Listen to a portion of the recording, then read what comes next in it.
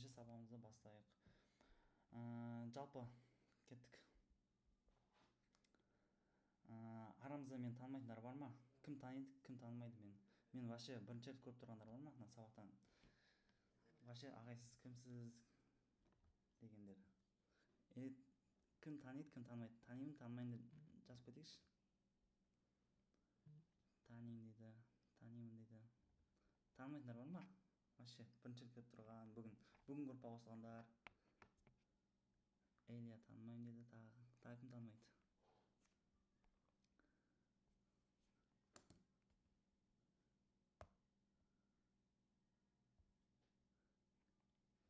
Все хорошо, танымайтындар бар екен әлі арамызда. Хорошо, давай бүйтейік анда. Мен кіммін? Танымайтындардың ішінде мен танитындар, мен таныстырыңдаршы танымайтындарға чатқа. 3 ауыз сөзбен. Танитындар мен танымайтындарға таныстырыңдаршы. Стомағай дейді, тағы. Давайте танитындар.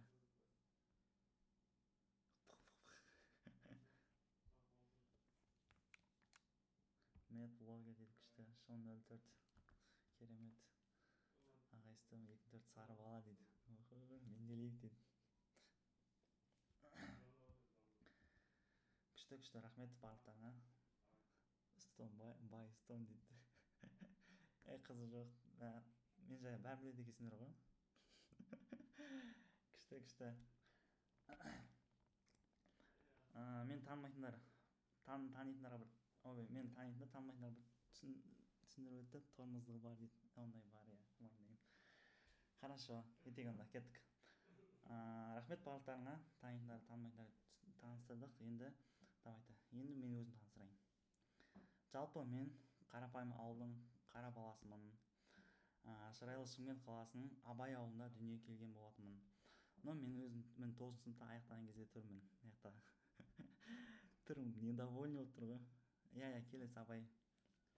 Келес ауданы Абай ауылы.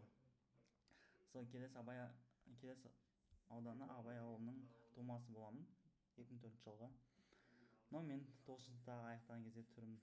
Бізде мешіт қой, который мешіт бар еді ғой, Сарыағаштағы, сол мешіт. Так, жерлестері бар ма мен? Сарыағаштан, Абайдан, жалпы Шымкенттен бар ма?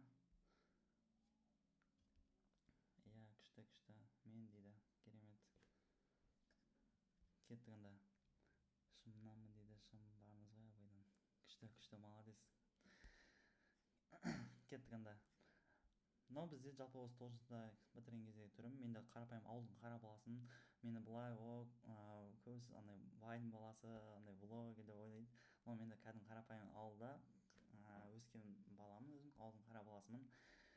Но менде жалпы 10 сыныпта аяқтаған кез. Арамызда 10 сыныптар бар ма?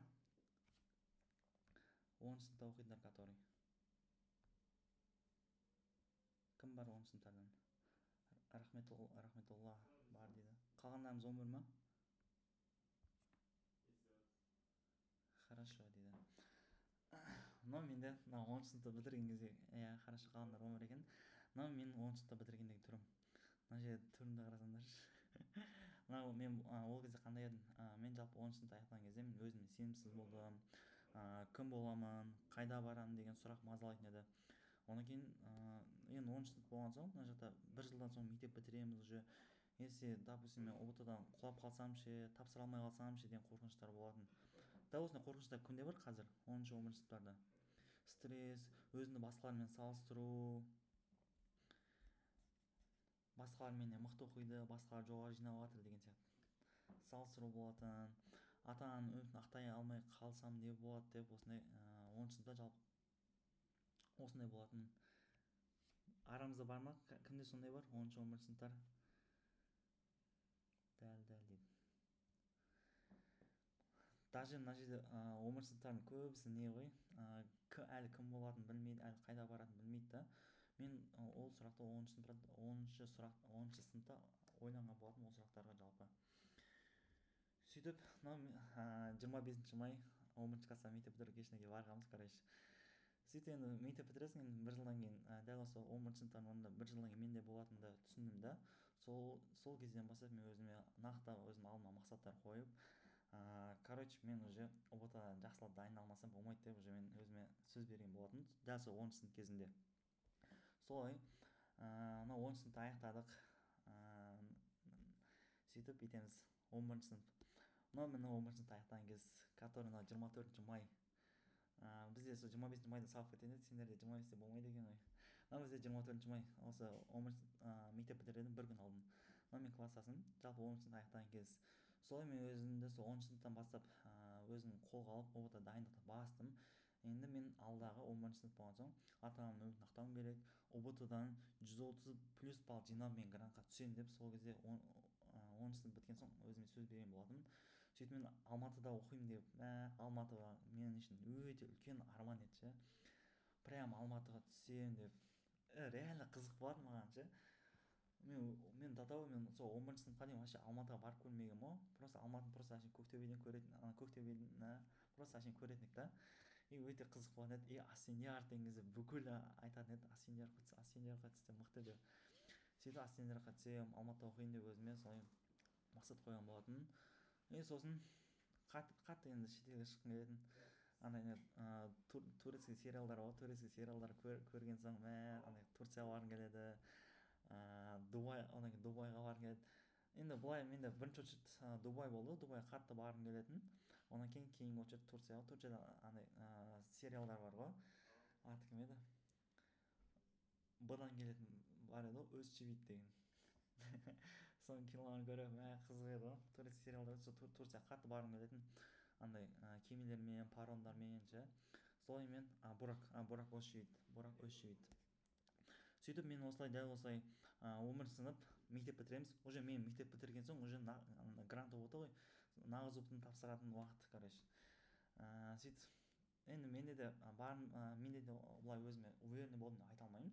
Менде де 11 сынып кезінде өзіме деген сенімсіздік болды. ұбт-ға кірген кезде андай қорқып, дірілдеп кіретіндер бар ғой. Прям менде де болды ондай. Менде де қорқып дірілдеп кіргенмін. Қанша жерден андай сабақ оқып не қылсақ та ше. Солай мен осы 10-11 сынып кезінде осылай қатты армандайтынмын. Өзім мен жалпы жас кезінде мен өзім армандап, қиялға ерік беріп, өзім қияли адам едім же, көп армандайтынмын. И солай, представляете, одан кейін дәл сол 10-11 сыныптағы армандарым былай орындалды ғой, Құдай былай берді ғой маған ше. Мен если дәл осы 10-11 сыныптағы Нұрсұлтан дәл осылай ертең сен осы армандардың барлығын сен жетесің деп айтатын болса, мен сенбейтін едім ше. Ол кезде бар ғой, мен ұбт тапсырып жүрген кезде Асфендияровқа стоматологияға 139-140 деп айтатын еді. Ауылдық ортамен 139, ал если былай не болатын болса 140-пен түсесің деп ше. Ал вообще никак шанс жоқ деп айтатын ғой. И солай мен болды түсемін деймін ғой, өзім алдыма мақсат қоямын. И сол жолда мен аянбай еңбек етемін. Прям мен ол кезде вообще тик-ток бар ма, инстаграм бар ма, бәрін өшіріп тастағанмын, шынын айтайын ше. Қазір тик-токта, инстаграмда отыратындар енді инстаграмда ол кезде достарым бәрі инстаграм, тик-токқа кіріп түсіріп жүретін ғой. Но мен өзім короче ондай тик-ток, инстадан вообще өшіріп тастаған болатын. Именно осы 11 сыныпқа жақындаған кезде, наурыз ұбт біткен соң. Солай мен инстаграм бәрін өшіріп тастаймын. Сөйтіп мақсатыма әрекет жасаймын. И соның арқасында, соның нәтижесінде прям бүкіл армандарым орындалды ғой. Мен қазір көрсетемін. Представляете? Сөйтіп мен Алланың қалауымен 2022-де ма солай Асфендиярға грантқа түсем, прикинь. Солай өзім мына жақта мен мақсат қойған болатын, ұбт-дан 130 плюс балл жинаймын деп. И сол мақсатыма жетемін ғой, ақыры дегенде. И сөйтіп Алланың қалауымен 131 балл жинап шығамыз. 1-шілде күні ұбт тапсыратындар бар ма арамызда? Мен 1-шілде күні тапсырғам.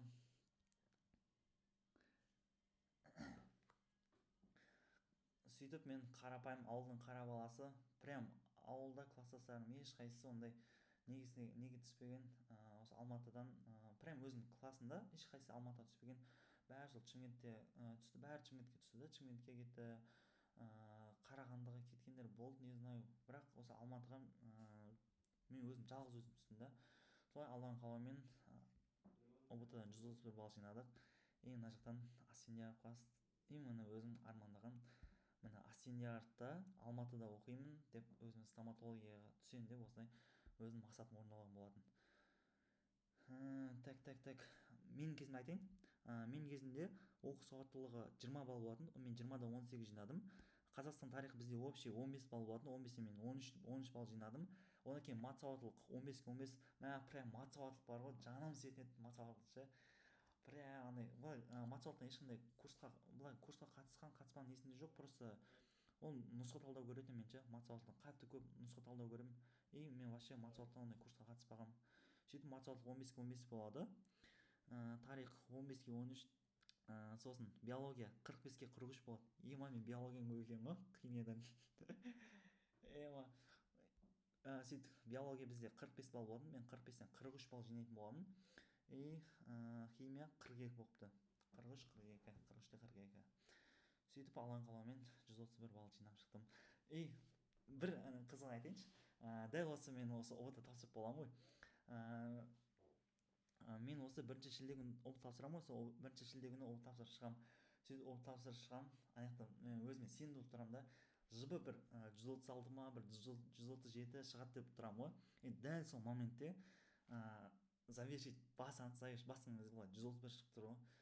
Ана жерде барып прям қалай айтсам болады, не күлерімді не жыларымды білмеймін ғой. Менде мынандай болатын, если жылайтын десем, қумаш қандай жылау дейтін да, 130-дан асып тұрсың сен 131 балл жинадың дейсің да. Ал если мен 130 плюс жинадым деп қуанайын десем, но менде стома жетпейтін еді да балл. Мен өзім сол стоматологияға 130-140 деген соң, 130-ға жетпейді ғой, өтіше алмайтын шығармын деп ойлағанмын ғой. Но білмеймін, 4 таңдау жазғам, 4 таңдаудың ішінен бірінші асфендиярға жазғам, асфендиярға түсіп кетті ғой алған қалаумен.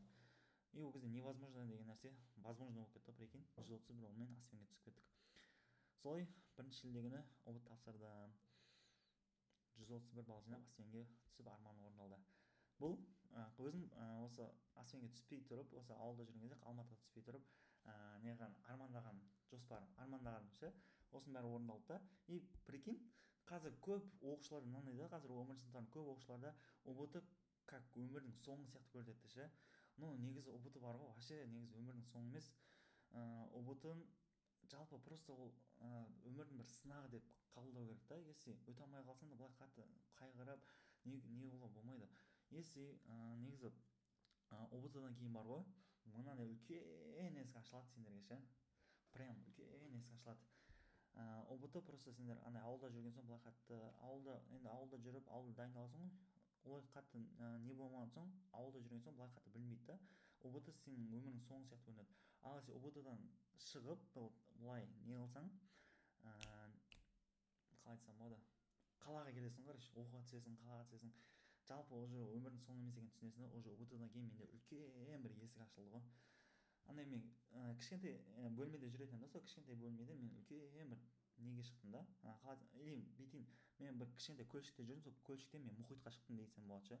Прям ұбт мен дәл осындай ұбт тапсырып болған соң дәл осындай үлкен есік ашылды менде. И сосын представляете, сөйтіп мен бірінші курста оқыдым, бірінші курста сөйтіп өзім бірінші курстан химиядан сабақ беретін университет студенттеріне. Солай бірінші курстан бері университет студенттерін дайындап алған қалаумен ровно бір жылдан кейін екінші курста, представляете, осылай армандарым орындалды өзінің. Сол өзінің Дубайға барам деген, прям ауылдың баласы, мына жақта ауылдың баласы Дубайда жүр. Одан кейін мына жақта ата-ананың үмітін ақтадым, өзім ұбт-дан жоғары балл жинадым.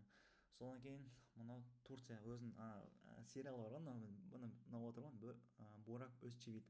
Осы Борак Өзчевитпен артагемет қасындағы қыз, ұмытып қалдым. Сол екеуі мынау отырған кафеге барамын, прям андай арман болатын мына жерде ше. Осы дәл осы Борак Өзчевитпен қасындағы қыз екеуі тамақ ішіп отырған кафеге барып қатты арман болатын. И сол арман прикинь орындалды. Серимбет па білмеймін, короче. Сол короче осы Турция мен осы Дубайға барып ата-анамды ақтап прям күшті болды ше.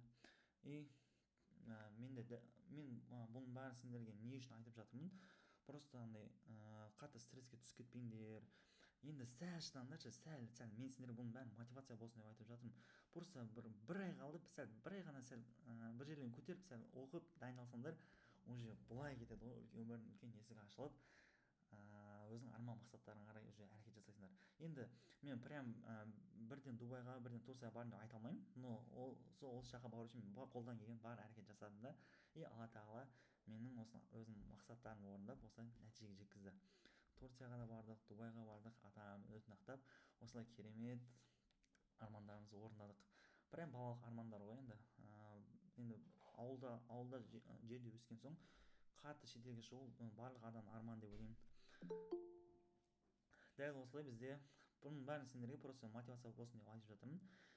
Сәл бір ай шыдасыңдар, бір айдан кейін уже былай кайф болады, уже босайсыңдар, құлықтан босатыласыңдар деймін ғой, қалай айтады. Сәл шыдаңдар, енді бар әрекеттерін жасаңдар. Мен просто маған да оңай болды деп айта алмаймын. Маған да опытты кезде қатты қиын болатын ше. 11 сынып кезінде анау особо бізде Шымкент жақта тұратындар біледі, күн нереально ыстық болады, июнь айында ше. Мә сол июнь айында шыдай алмай тастап кеткім келетін еді ше. Оқымаймын болды деп ше. Но мен до конца барып осылай шыдадық, осылай нәтижеге жетіп жатырмыз.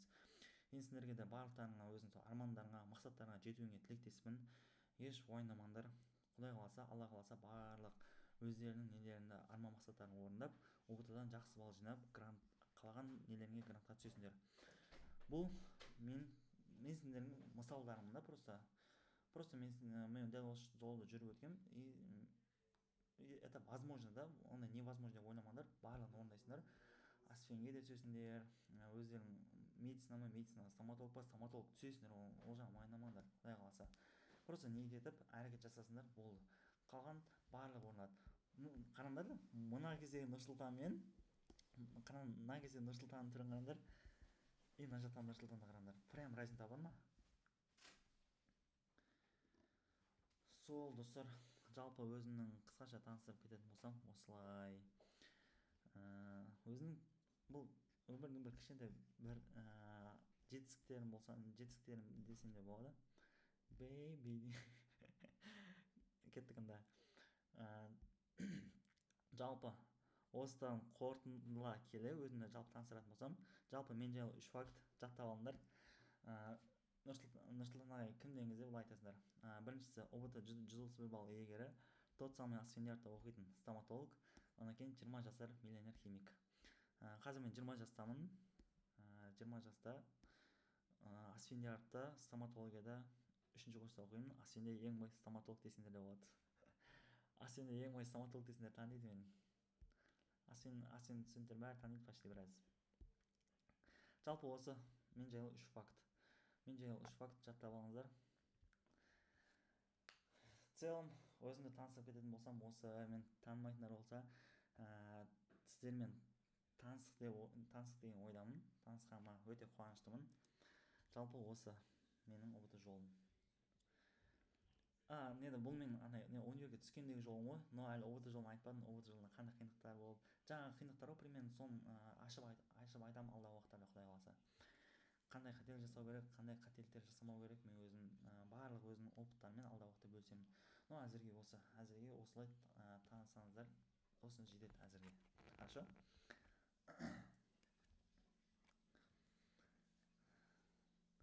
Сіздермен танысқаныма қуаныштымын. Кеттік онда.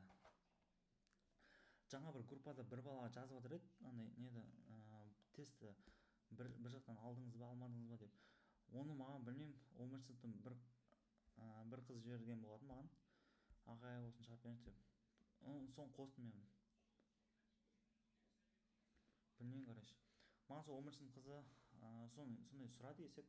И мен сол қызға қиын болған соң, примерно соны айтқан болатын. И одан кейін кешінде мен 2-3 осы 11 сыныптардан сұраған болатын. Жалпы қандай не қиын деп жатыр, не қиын деп. Көбісінен сұраған, көбісі органикада қиналады екен. Білмеймін, почему-то маған былай химиядан былай қатты қиналмадым шығар. Мен де химиядан қиналған жерім алюминнен қиналдым. Алюмин қиын болды маған 11 сынып кезінде. Алюмин қиын болды. Сосын күрделі қоспалар бар ғой. Сол алюмин, сол күрделі қоспалар ғана қиын болды сол 11 сыныпта оқып жүрген кезде. Одан кейін қалған бәрі изи болды, прям. Қалған бәрі семішкеде шағатек. Білмеймін, параллель қоспа и алюмин екеуі қатты қиын болатын ше. Жалпы мен өзім ешқандай онлайн курсқа қатыспағам, шынын айтайын.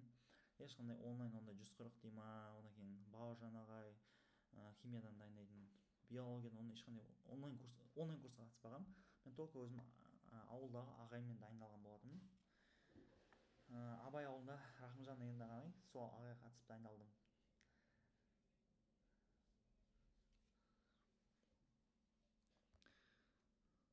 Мен де айтайыншы, 10 сыныпта мен айлық шығын мынандай болатын: курсқа бар Рахымжан ағайға 5 мың теңге төлейтінмін. Одан кейін вроде сол бар ойбай бауыржан деп ғой, Рахымжан. Сол Рахымжан деген өзімнің ауылдағы ағайға 5 мың теңге төлейтінмін айына ше.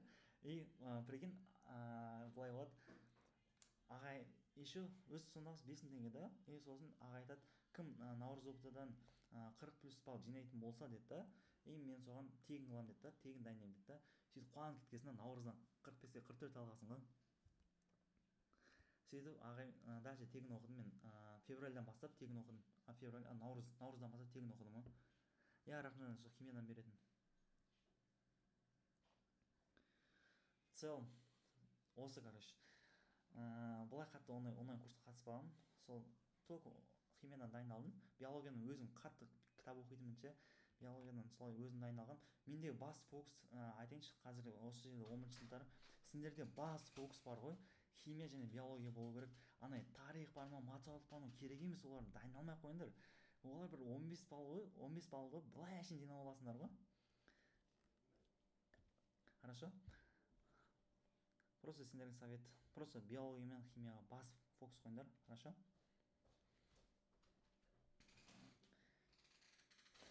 Кеттік онда. Оқушылар бастайық деп жатыр. Мен көп сөйлеп кеткен сияқтымын. Ана бір бастаса көп сөйлеп кетемін ше. Кеттік онда. Бірінші тесттерден бастайық. Мынау басында бізде оңай сұрақтар, бұл қатты қиын емес. Теориялар ғой. Арасында есептер бар енді. Галогендердің, көрінді ма?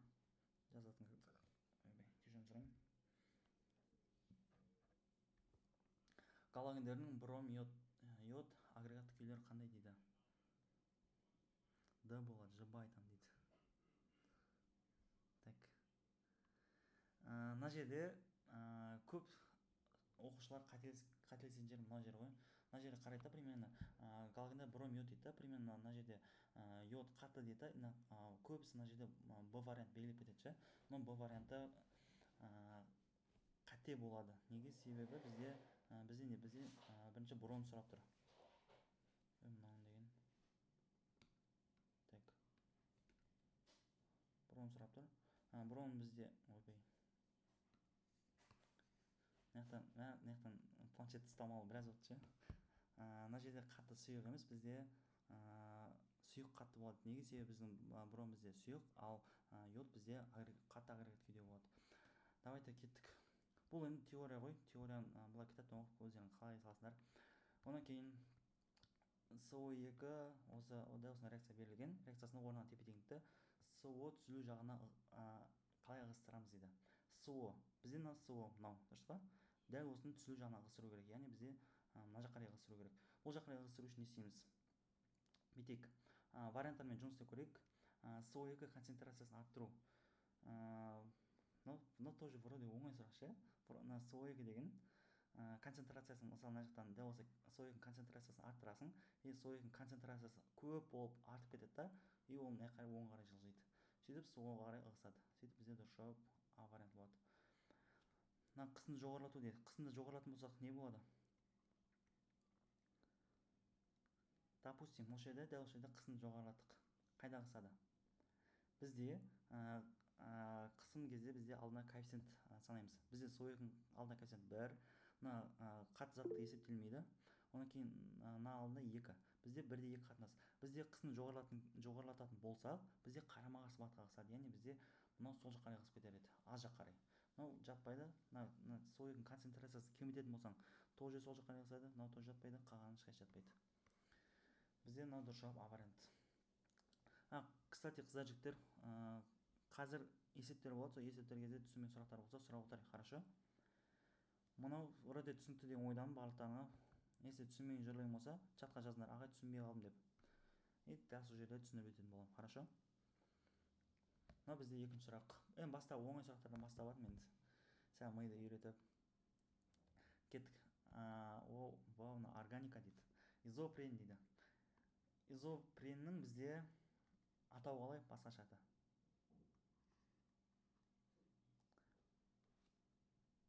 Изопреннің мына бізде органикалық қосылыс. Халықаралық атауы. Кім біледі мынаны, изопренді? Органикадан мықты білетіндер бар ма арамызда? Чатқа жазайыншы. Ағай, анау қысым, температура, ығыстыру айтып жіберіңізші дейді. Ұмытып қалдым деймін, хорошо. Қазір 1 минут. Мына мәншікке түсіндіре салайын.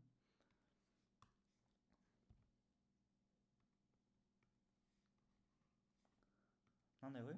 Мысалы, мына қысым жоғарылату деймін мынандай. Қысым, допустим, мысалы қысымды жоғарылататын болсаң, мына коэффициент бізде аз жаққа қарай ығысады. Ал, допустим, сен қысымды төмендететін болсаң, оны бізде коэффициент жоғары жаққа қарай ығысады. Енді коэффициент бойынша санайтын болсақ, мына жерде қараймыз. СО2-ның алдында бізде коэффициент 1, ал мына СО-ның алдында 2. Бізде мына реагенттің алдында бізде коэффициент 1, ал мына жақта 2. Бізде қайсы көп? Бізде қысымды жоғарылататын болсаң, міне, бізде айтып жатыр қысымды жоғарылату, демек бізде коэффициент төмен жаққа қарай, яғни реагент жаққа қарай ығысып кетеді, сол жаққа қарай. Ал бізде өнім түсу жағына қарай ығыстыру керек, яғни оң жаққа қарай ығыстыру керек болады. Но жатпайды. Біз үшін ол кезде қысым төмендету керек еді. Но жоғарылату жатпайды. СО2-ның концентрациясын кеміту. Мынау СО2-ні жалпы осы концентрация деген теманы сендерге былай түсіндірейінші, вообще сендер естеріңнен шықпайтын. Негізі концентрация оңайшы, но примерно былай алсаңдар болады.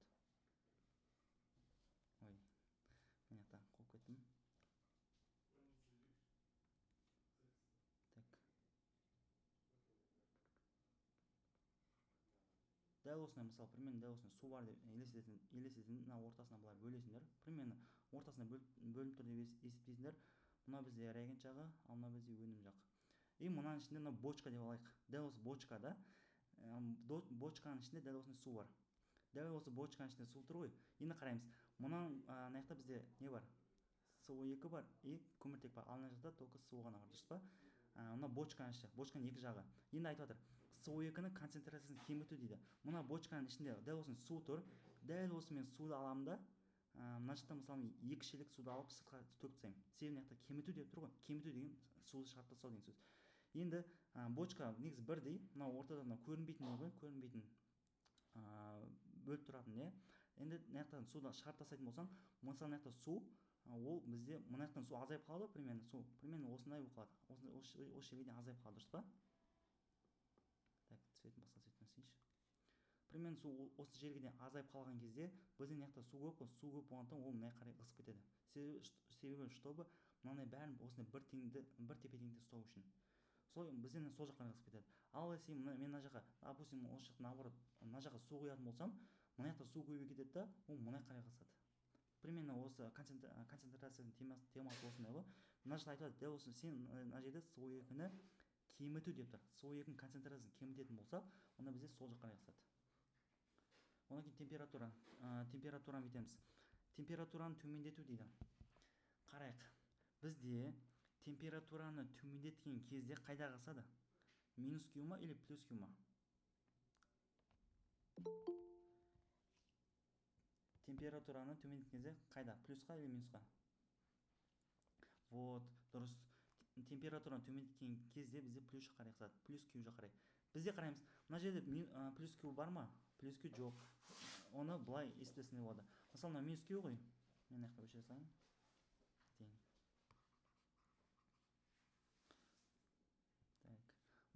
Мына минус Q-ді сендер мына бетке ауыстыратын болсаңдар, ол мына жақта плюс Q болады. Енді плюс Q болғандықтан бізде тоже сол жаққа қарай ығысады. Бізге наоборот оң жаққа ығысатын керек еді. Сол үшін мынау жатпайды. Хорошо? В целом осы. Бізде дұрыс жауап А варианты болады. Так. Вроде түсінікті, да? Все хорошо дейді. Енді изопрен құрамында альфа және изопренді жаңа айтпадыңдар ғой сендер? Органиканың халықаралық атауын. Изопреннің. если білмеймін, бұл жауап па қандай жауап екенін білмеймін, қазір көреміз.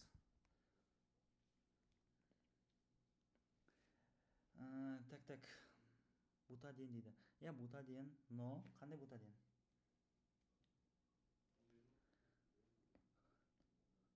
Мынандай ғой, жалпы бізде изопренің халықаралық атауы бізде 2 метил, дұрыс, жайына дұрыс айтады, 2 метил бутаден 1,3. Бутаден 1,3. Енді мына дәл осындай формула берсе жаза аламыз ба, ашып жаза аламыз ба? Өте нақты сәл түсінбесеңдер, өте оңайдан бастаймыз. Бірінші бутаден. Бутанды бізде 4 көміртек болады. 2, 3, 4. Одан кейін наяқтан бутаден дейді. 1,3 десе, мынау 1, мынау 2, мынау 3. Осылай бутаден 1,3 деп осылай жазып аласыңдар. Сосын 2-де метил тұр дейді. Мына 2, мына бізде метил. Так, бетесін саш 3 дейміз. Сосын енді сутек саны. Аяқтан бізде 2 сутек жетпейді, мынаған сутек толып тұр, мынаған 1 сутек жетпейді, и мынаған бізде тағы 2 сутек жетпейді. Жоқ па? Енді қарайық. Енді формуласын жазып алдық. Құрамда сигма және пи байланыстар саны дейді. Бұл жерде пи байланыстар саны деген ол бізде мынандай ғой. Бізде пи байланыс деген, мына басқаша цветпен қояйық. Пи байланысы мына 2 байланыстар саны. Мына 2 осы қос байланысын осы пи байланыс атаймыз. Бізде пи байланысынан 2 ғана. Демек мына 2 вариант бізде сызып тастайсыңдар.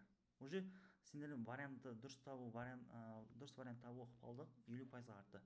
Мына екеуін біреу. Енді сигма санаймыз. Сигманы санаған кезде мынау 1 сигма, мынау 2, мынау 3, мынау 4. Мынау 4 болды.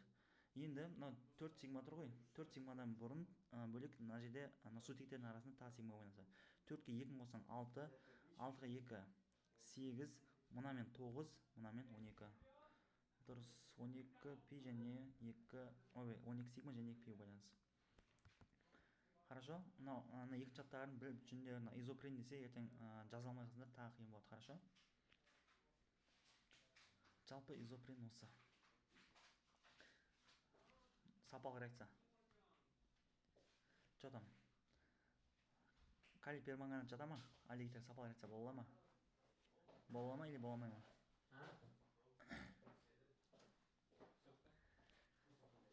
Негізі мына жерде 4 вариант, сендерде 4 вариант кайф қой. Біздің кезде 5 вариант еді, мына жерде 5-ші вариант тұратын. 5-ші вариантта вообще шатасатын екші.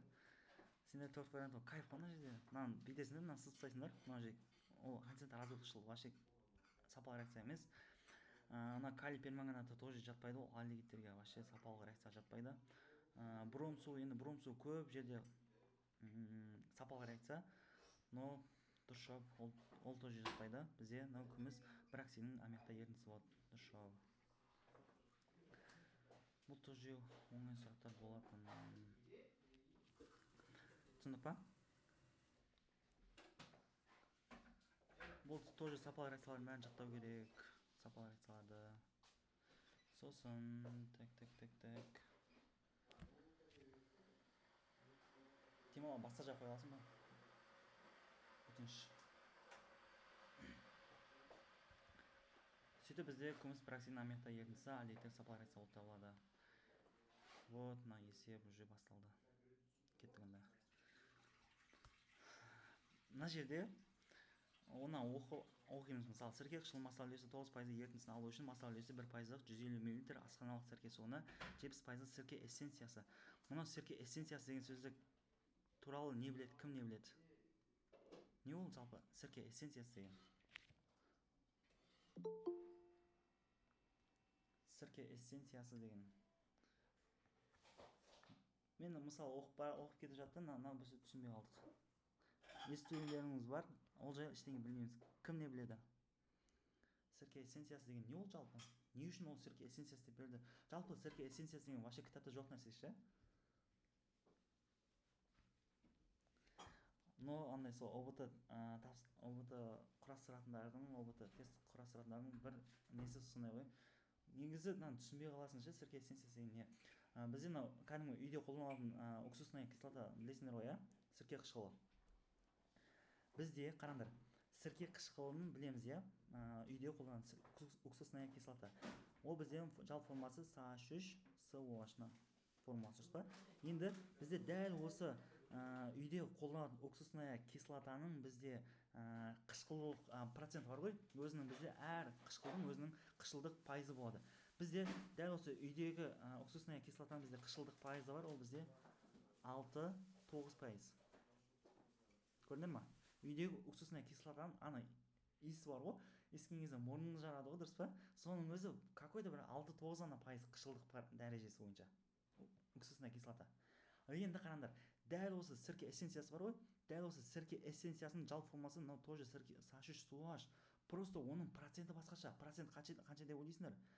Проценті 70%-дан 100%-ға дейін болады. Көрдіңдер ма? Мына 70% осы. Көрдіңдер ма? Иә, дәл осы сірке қышқылының қышқылдық дәрежесі немесе қышқылдық пайызы 70 пен 100-ның арасында болатын болса, ол сірке эссенциясы деп аталады. Енді ол өте улы деген қалай айтады, өте қышқыл деп айтсам болады. Ол сендер терілерге жағатын болсаңдар, ол терілерін күйдіріп жібереді. Оны сендер тамаққа, оны ештеңе қоса алмайсыңдар. Тамаққа қолдана алмайсыңдар, оны просто негізде қолданады, химия өнеркәсібіне реагент ретінде қолданады. Түсіндің ба?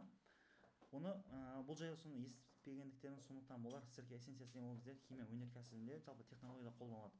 Енді оны бізде жалпы ауылды жерлерде оны тамақ өнеркәсібінде ешқандай жерде қолданбайды. Бізде тамақта қолданады осыны уксусная кислота 6-9%. Түсіндің ба? Сірке эссенциясы деген түсінбегендер үшін осы жалпы 70-100% болады. Енді сірке эссенциясы не екенін білдік. Ол бізде сірке қышқыл екен. Енді вот міне есеп шығаруға болады. Енді қараңдар, сірке эссенциясы деген түсіндік. Бұл кітапта жазылмаған. Сірке эссенциясы вообще ештеңе жазылған, жазылмаған, не знаю. Енді бұл сендерде ерітіндіге байланысты есеп қой. Ерітіндіге байланысты есеп болғандан бізде ерітінді болу үшін не болу керек? Ол әрине бізде ерітінді болу үшін екі зат әрекеттесу керек. Екі зат әрекеттесіп қосылады. Бітеміз. Осыны екі зат саламыз. Мысалы, мынау біреу еріткіш, біреу еріген зат болады да, сондай бізде жалпы екеуін қосқанда бізде еріген зат шығады. Ішінде бір какой-то бір мынандай несі бар. Ерітінділер бар ғой. Мынау бізде еріткіш пен еріген зат, енақта шыққан өнім, ол бізде ерітінді болып табылады. Енді қарайық. Сірке қышқылының массалы 9% ерітіндісін алу үшін дейді. Бізде алу үшін деп тұр. Алу үшін десе, демек оны өзінде айтып жатыр. Құрамында бізде С3СОH бар. Айтып жатыр, 9 именно сірке қышқылының массалы 9%. Оны ол бізде 0,09%. 100%-ға бөлген кезде ше. Осыны алу үшін дейді, массалы 1% 150 метр асқаналық сірке суына дейді. Енді мынаяқта сірке су деп тұр. Сірке суына примерно бетек. Ана сірке су болсын, мына жерде миллилитр беріп тұр, дұрыс па? Миллилитр, мына жақта тығыздығы да миллилитр, енді грамм. Енді алдында коэффициент бізде 1 болғандықтан, қараңдар, мына 1 болғандықтан, мына миллилитр ғой, мына миллилитр мен миллилитр қысқарып кетеді, былай. Чық қысқарып кетеді, сонда грамм қалады. Мынаны сөйтіп бізде 150 грамм деп алсаңдар болады. Сөйтіп ол массасы есебінде кетіп қалады. Көрдік па? 150 грамм деп аласыңдар. Сосын асқанған сірке суына қосатын X зат. Сөйтіп бізде мына екеуін қосамыз. Мынау шыққан өнімді біз тоже білмейміз ше. Ол не шығып жатыр, не қойып жатыр. Себебі мына сірке эссенциясының құрамы белгісіз, массасы белгісіз деген. Енді 70% дейді. Так, бетеміз. 70% деген ол құрамындағы сірке қышқылының мөлшері бізде 70% ол бізде 0,7 деп аламыз. И оның құрамында бізде одан бөлек сірке қышқылынан бөлек бізде су болады. Су ол бізде 0,3 деп аламыз. Так, осылай аламыз. Осылай алған соң бетеміз. Так, сіркесінің 70% сірке эссенциясының қосылатын көлемі депті. Оны кейін мына жақта айтып жатыр. Кстати, мынаның астында массасын жазу керек. Массасын қалай жазамыз? Ол мына 150-ді 1%-ға көйтесің. 1% ол бізде әрине 1,5 грамм, дұрыс па? 1,5 грамм. Сөйтіп, мына бізде мынау X, мынау да X, мынау да X. Екеуі де X болады. Мына бізде так, қалай айтсам болады? Мынау масса 1, мына бізде масса 2. Сөйтіп, осылай аламыз. Енді дәл осылай алған соң, енді жалпы мынау бірінші зат массасы, екінші зат массасы белгілі. Енді бізде өнімнің массасы табу керек. Өнім массасын қалай табамыз? Ол бізде бетеміз. Так. м дейміз. м табу үшін бүйтеміз. Мынау 150 плюс x дұрыс па? 150 плюс x ол бізде ана x деген затты біз білмейміз не екенін. И ол бізде именно соның құранда бізде сірке қышқыл керек. Дәл осы жалпы өнімнің сірке қышқыл проценті бізде 0,09% дейді. Сонда есептейміз. Так, 150-ді көбейтейік. 0,09-ға 13-те 5 дейді. Хорошо. 13-те 5 плюс 0,09x. Көрдік па? Енді мынау бізде жалпы мынау шықты, мынау шықты, и мынау белгілі. Енді болды. Дальше пропорция, дальше оңай. Так, масса бір бізде 1,5 грамм. 1,5 грамм плюс 0,7x тең 13-те 5. 13-те 5 деген мынау ғой. Мынау бізде өнімді сразу алатын. Сосын бізде 0,09x. Сосын азайтамыз. Бүйтек 0,7-тен 0,9 азайтып тастайық. Так. 0,7 азайту 0,09. 0,61. Хорошо. 0,61x. Ана 13-те 5-тен 1,5 азайтатын болсам бізде 12. Так, x тең 12-ні 0,61-ге бөлеміз. 0,61. 20 деп. 19,6. Хорошо. 19,6 грамм ол бізде x затын шықты. Енді мынау бізде массасы белгілі. И мына жақта тығыздық белгілі. Бізде жалпы тығыздық есептейтін жалпы формула бар. Так, ро тең масса бөлінген көлем. Сөйтіп, осы жерден көлем табатын болсақ, тоже так, масса бөлінген ро болады. Масса бізде 19,62 деп алайық. И мынау бізде тығыздық 1,07. Сосын тең бөлеміз. 19,62-ні бөлеміз 0,62 бөлу 1,07. 18-де 34 дейді. 18-де 34 мен 18-де 4-ге келеді. В целом осы дұрыс жауап осылай болады. Түсінбей қалдығандар бар ма? Жалпы сірке эссенциясына байланысты сұрақтар бар ма? Жалпы не ол сірке эссенциясы деген? Негізі мына сірке эссенциясын білсеңдер болды, мына қалған есептер оңай. Мына ерітіндіге байланысты есеп қой. Ерітінді байланысты есептер жалпы осы. Норм ба? Норм, хорошо. Кеттік онда. Ох ты. Мынау не? Білмейді. Органика.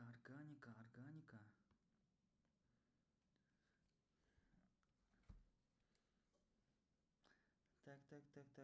Егер бірінші және екінші жасында түзілген заттың шығымы 50% болса, 66 грамм 2,4,6 трибром анилин алу үшін қажет бензол массасы. Неден бастаймыз? Кім айтады маған реакциясын? Изилау ма, дейма? Изи ма, изи емес па? Негізі изи бірақ ше. Мына қатты, бұлай негіз бар ғой, химияда бұлай қатты есептен қиналмайсың. Химияда асыңа қадайтын теория ғой негізі ше. Есептер бұлай қатты қиын емес. Но теория қадайды. Химиядан жестко қадайды. Бірінші және екінші заттың түзілген заттың шығымы 50% болса дейді. Трибром анилин алу үшін қажет бензолдың массасы дейді.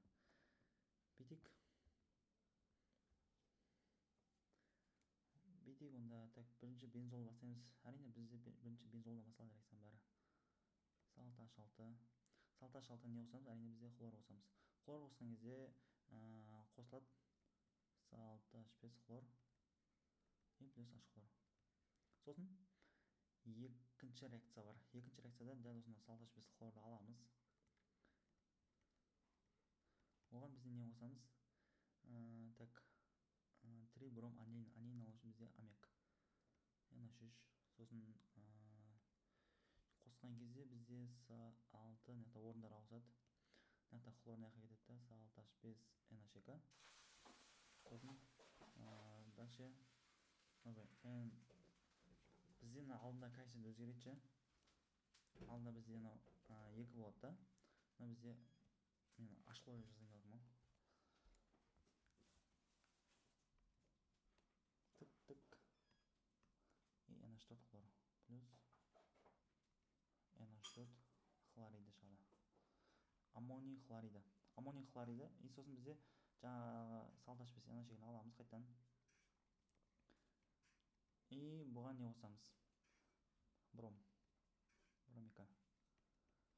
Енді алдында 3 деген коэффициент қосылады. Неге себебі 5 сутектің ішінде, да осы 5 сутектің 3 сутегі шығып кетеді. Сөйтіп бізде С6H2 қалады. 5 сутектің 3-еу шығып кетеді, 2-еу қалады. Сөйтіп оның орнына бізде не барады? Жалпы бізде 3, 2, 6 бром ғой. Да осы 6 бром ішінде 3 бром болады. Сөйтіп бром 3 дейміз. Бром 3 NH2 дейміз да. Ой, мен R қалып кетті. Бром 3 плюс 3H бром. 3H бром бөлініп кете салады. Болды. Өте оңай. Easy, я, easy. Дұрыс. Одан кейін бізде 66 грамм 3 бром анилин дейді. 66 грамм. Так. Енді бұл жерден тоже X, мынаған X қоямыз. MR бром 83 240.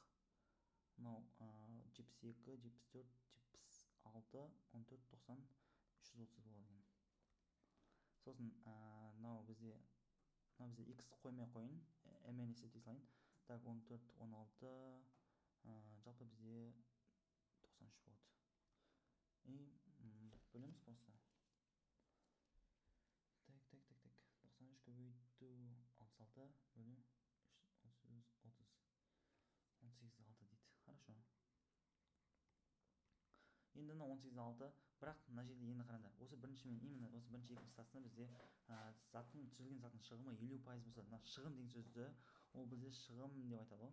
Енді 50% шығыммен шығатын болса, оны 50% есептеп жүрмейсіңдер. 18-ден 0,6-ны 0,5-ке бөлесіңдер, немесе 2-ге көбейтесіңдер. 2-ге көбейтсек бізде так неше шығады? 39-да 2 шыға ма? Қателеспесем. Так, 18, 36, 36, 37, 2. 37, 2. Но MR тоже 93. И мынан MR так. 72, 77, 35-те 5. 23, 12. 112-де 5. Десем қате ма? Жататырмын. 12-ні 6, 78 екен. 78 болса, онда 118-де 5. Хорошо. Енді бүйтеміз. Так. Достар, мен чатты оқып жатқан жоқпын. Мына жақта бәрі неде? Телефон калькуляторда. Көбейтеміз 37-де 2 бөлу 93. Все, 47-де 4. 47-де 4-ті мына 2-ге көбейтетін болсаң, 47-де 94 бола ма? 47, 94-де 8 бола ма? Ойбай, ашқыларға жазып қойдым ғой, извини. Хорошо, кеттік. Так, ашқылар. Бүйтеміз. Жоқ. Мен 47-де 4 деп қой. Не ондай сан шығып кетті? 118-де 5 көбейту 37-де 2 бөлу 93. Мен бір жерден қате кетіп жатқан жоқпын ба? Хорошо, көрейік. Вроде дұрыс шығарып ше.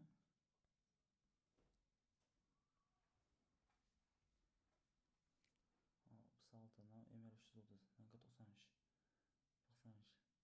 18. Иә, дұрыс. Кеттік онда. 47-де 4 көбейтеміз 2-ге. 94-де 8 дейді. 8, мына MR бізде тоже 118-де 5. Так, 78, X. Вот. Так, 94-де 8 көбейту 78 бөлу 118-де 5. Ровно, что ровно.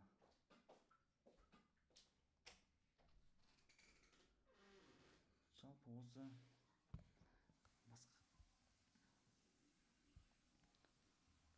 целом есеп осы 62-де 4-ті жоба. Одан кейін дальше кеттік.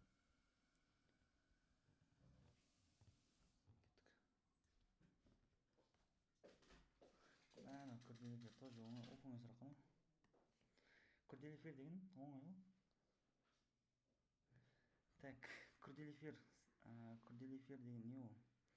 Любой бір мысал алайық. Құмырсқа қышын алайын. H2O и S3H2 алайық. Оған сілтілік орта гидрол дейді. Көпатынды спирт дейді. Жоқ, күрделі эфир көпатынды емес. Оған біз сілтілік ортада мысалы любой мысалы калий OH қосайық. Допустим, калий OH қостым. Қараймыз. Мұнау бізде спирттің қалдығы болғанда, ол спирттің қалдығы обязательно бізде спирттің қалдығына келіп жалғанады. Дұрыс па? Сөйтіп өзінің спиртін түзеді. H7 OH и H2O калий. Натрий калий формят шығады. Яғни карбон қышқылының тұзы и спирт шығады. Все. Бұл тоже теориялық сұрақ, оңай сұрақ, бұл тоже. Сосын дальше изилау сұрақтар. Мыс купорасы дейді. Мыс купорасы дейтін болсаң, біздің кристалл гидрат қой. Да? Кристалл гидрат тоже күшті есептеледі оқыту кезінде. Ағаймен шығаратын ек. Давайте кеттік онда. Мыс сульфаты дейді. Бізде мыс сульфатының 8% ерітіндісін алу үшін дейді. Тоже кристалл гидратқа не аламыз? Осындай ерітін аламыз. И сосын бізде шыққан зат. Так, купрум S4 и бізде 5H2 дұрыс па? Бізде мыс купорасы. Сосын айтып отыр, мыс сульфатының дейді 8% ерітіндісін алу үшін дейді. Мына айтып отыр, купрум S4 шығады екен 8% ерітіндімен дейді. 8%. Хорошо. Но бізде енді мыс купорасы болғанда су болады. Так. 25 грамм дейді. 25 грамм. Хорошо. Енді мына жерде бар ғой. Бізде именно мыс сульфат керек деп тұр. Мыс сульфатын табу, мыс купорасынан табу қатты қиын емес. Ортасына екіге бөлесіңдер. Ортасына екіге бөлген кезде, мына бізде купрум 64, 32. Так, қанша? 160 болады ма? 160 болады. 160 грамм болады. Да. 160, 18,5, 90 болады. Все, дұрыс екен. 160 грамм мыс купорасының эмері, дұрыс па? Енді бітеміз. Пропорция просто. Жалпы бізде общий эмері бізде 250 еді. 250-ге бізден жалпы массасы 25 грамм. Сосын мынау астындағы 160 граммға x. Просто пропорция 250-ді 10-ға бөлсең 25, 160-ды 10-ға бөлсең 16 болады ма? Все, онда 16 нам процентке шығаратын болсаң 16 бізде 8%. Сосын так масса ерітінді. Ерітетін жалпы массасы бізде 100%. Бетеміз онда.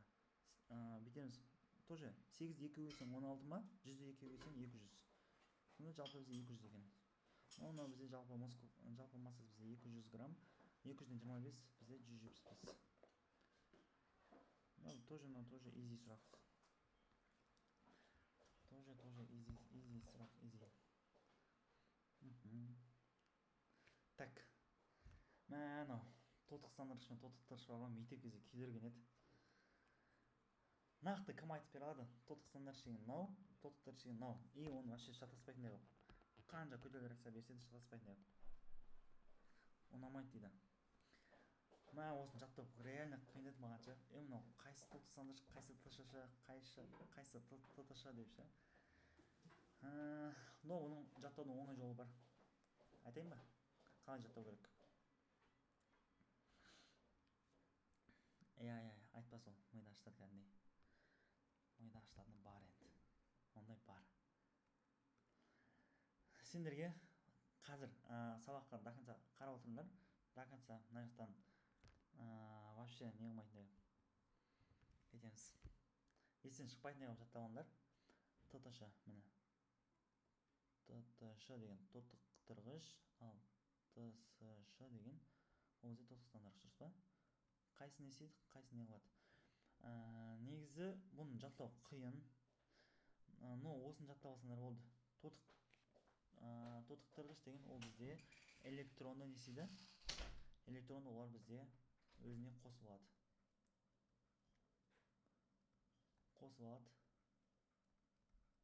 Ал мынау беріп жібереді. Электронды береді. Мынау қосып алды, мынау береді. Тотықтырғыш пен тотықсандырғыш. Енді дәл осы жерде бүйтеміз.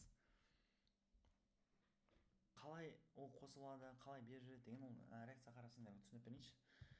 Мысалы бүйтейік. Бірінші неден бастайын? Мысалы біріншісінде бізде бромның несі, тотығу дәрежесі ол бізге жай заттар бәріміздің нөлге тең, дұрыс па? Нөлге тең. Енді мынау нөлге тең.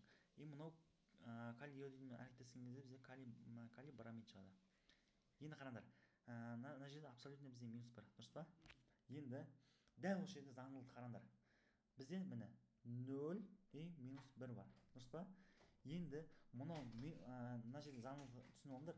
Бізде заңдылық былай қарай жүреді. Всегда былай қарай жүреді. Мен осы үйрететін техника осы. -1-ден 0-ге қарай. Қарайық, -1 0-ге жету үшін бізге қанша электрон не қылу керек, беру керек.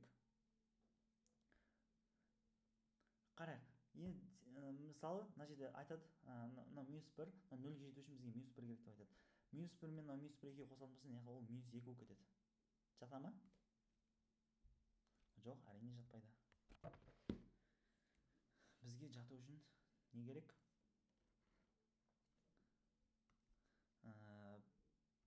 +1 электрон. Ол +1 деген сөз, ол бізде қосып алып жатыр деген сөз. Ол қосып алу, ол бізде тотықтырғышқа кетіп қалады. Мынаған кетіп қалады. Жатпайды ол вообще. Екіншісі, мынау бізде тоже -1. Мына екеуі әрекеттескен соң тоже бромның өзі қалады. Бром 2 болып 0. Енді қараңдар. Мына жерде заңдылық қараңдар. Мына жерде -1 деп аласыңдар, мына жаққа 0 деп қоясыңдар. Енді дәл осы жерден былай енді қараңдар. Енді 0 -1-ге жету үшін, яғни бару үшін не істейді? Если ол дәл осы жерден мысалы 0-ден -1-ге бару үшін ол әрине бір азайтасыңдар. -1 электрон азайтасыңдар. Яғни ол -1 минус деген сөз ол бізде беріп жатыр деген сөз. Беріп жатыр. Болды. Просто беріп жатыр. Ол тотықсандырғыш болады. Любой кез келген есепте солай ала берсеңдер болады, хорошо? Кейбір есептерде мынандай болады. Мысалы -6 мен 0 дейді.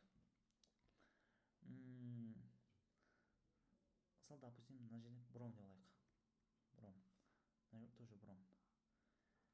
Дәл осы жердегі бромның қалай айтсам болады? Бром осы жерде мынау бізде реагент қой. Мынау бізде өнім. Дәл осы жерде бром тотықтырғыш бола ма или тотықсандырғыш бола ма? Кім қалай ойлайды? Бром деп алдым, бром никогда -6 болмайды. Енді -6 деп болады деп жүрмеңдер. Просто никогда -6 болмайды. Просто мысал ретінде ғой. Енді қарайық, мынау 0, мына -6-ға жету үшін бізде +6 электрон болады. +6 электрон ол бізде қосып алып жатқанда ол бізде тотықтырғыш болады. Но бізде тотықсандырғышқа мынау тоже жатпайтын еді бізде. В целом примерно осындай ғой, примерно ше. Мынау заңдылық бар ғой, прям естен шықпайды ше. Минус болса ол бізде береді, ал плюс болса қосып алады. Хорошо? Так, түсінбедім, бірдеңе дедіңдер ма?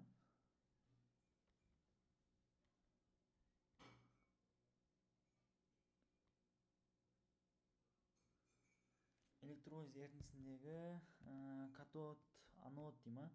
Катод, анодты бұл бөлек түсіндірем, хорошо? Ол да бір үлкен тақырып. Мен просто тоқсанды болған соң, қалай айтсам болады, ОУТ-да тоже миды ашытатын бір қан ішетін сұрақтардың бірі ғой мынау ше. Тотықтырғыш пен тотықсандырғыштың тема. Мынау менде қаным ішетін, менде түсінбейтін, менде жаттай алмайтын, мына жаттау үшін нервов кететін, мына жаттау үшін ше. Хорошо, катод, анодтарды потом түсіндіреміз, хорошо? Онда бір үлкен тақырыпта ол катод, анод деген электролиз деген тема ше. оны бөлек түсіндіреміз. Жалпы осы түсінікті ма ана тоттырыш пен тоттастандырыш деген? Элия, Мольдер.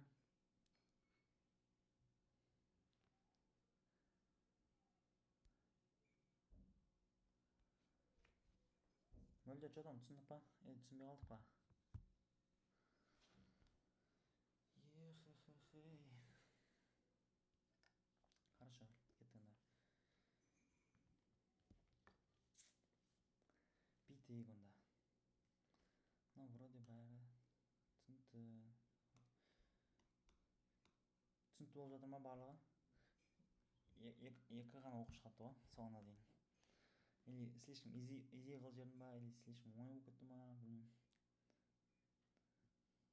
Хорошо дейді. Так.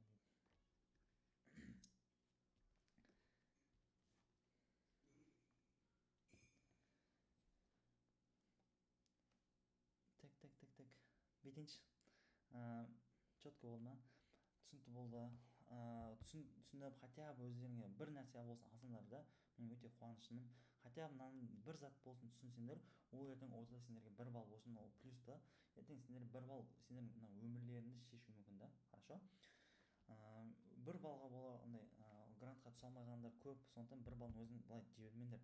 Андай шустрый болу керек қой, 1 балл болсын бермеу керек қой. Бәрін алу керек қой өзіңе ше. Сендерге осы хотя 1 балл болсын, өздеріңе бірдеңе түсініп, бірдеңе алсаңдар, сендер үшін өте қуаныштымын. Жалпы ұнады ма сабақ? Мен бұлай қатты сендерге тағы да біраз материалдар қосам деген едім, но ана жақтан бір оқушым келіп қалды, ағай стипендия құлайын деп жатырмын, сессия көмектесіңізші деді. Сонымен уақытым кетіп қалды меніңше, а то мен тағы біраз несе қосам деп едім. Хотя түсінікті болып, бірдеңе алып, бірдеңе түсінсеңдер, пайдалы болса өте қуаныштымын. Мотивация алдық. Вот, иә, 3 қыз қалды соңына дейін до конца. Или мен слишком изи қылып жүрдім теманы ше.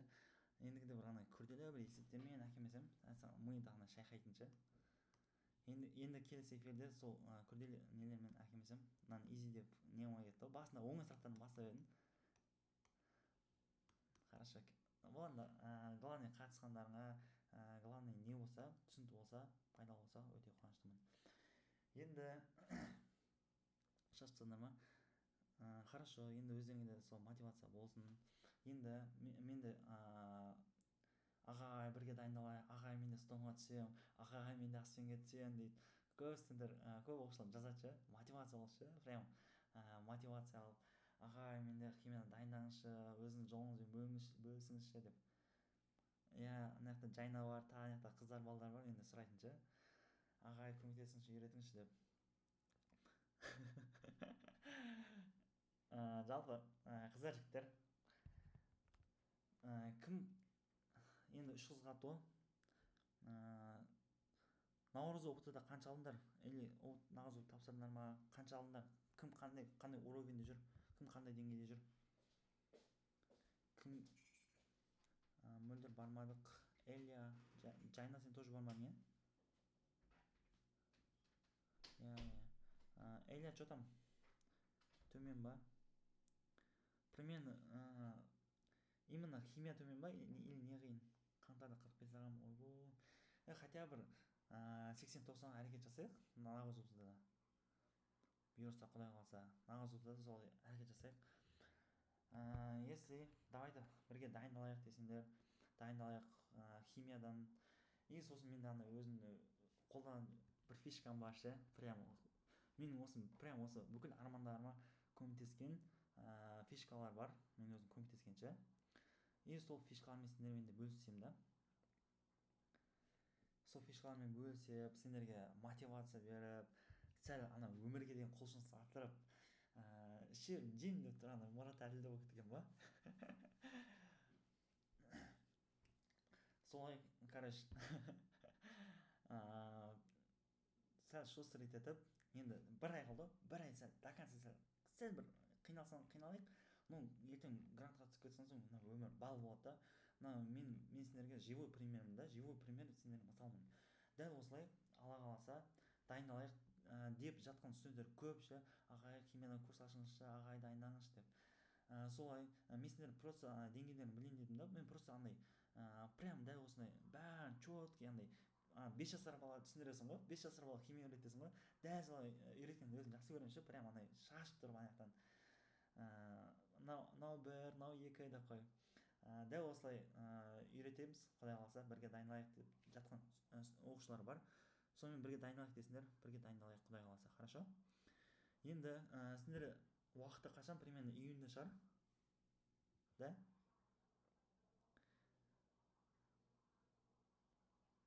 Иә, июньда болу керек. Иә, примерно негізі бар ғой, бір айдың ішінде бар ғой, настолько неше түрлі нәрсе өзгертуге болады. Шын айтайынша, мен негізі көп айтпайтын нәрселерім бір бар. Бір нәрсе айтайын сендерге. Сендерге айтайын, мотивация болсын деп. Мен негізі оны көп жерде былай қатты айта бермеймін. Негізі бізде 2 рет тапсырасыңдар ғой, дұрыс па? Сендер сияқты мен де 2 рет тапсырғам. Сендер сияқты мен де 2 рет тапсырғам, біз де 2 рет тапсырғанбыз. Енді қараңдар. Мен бірінші НТ-ға қашан кірдім айтайын ба? Мен бірінші НТ-ға кірген уақытым менде 15-ші, жоқ, 15 или 16, 15 или 16 июнь болады. 15 или 16 июнь болды менде ше. Бірінші не НТ, бірінші НТ-да 15 или 16 июнь болды. Бүйтейін, 15 болды да, жоқ 16 дейінші. Ну, біріншісі бар ғой, олай қатты есім жоқ ше. 16 июнь болды, екіншісі менде 1 шілде болды. Енді қараңдар, арада где-то бір 15 күн бар, дұрыс па? 15 күн примерно 2 апта бар.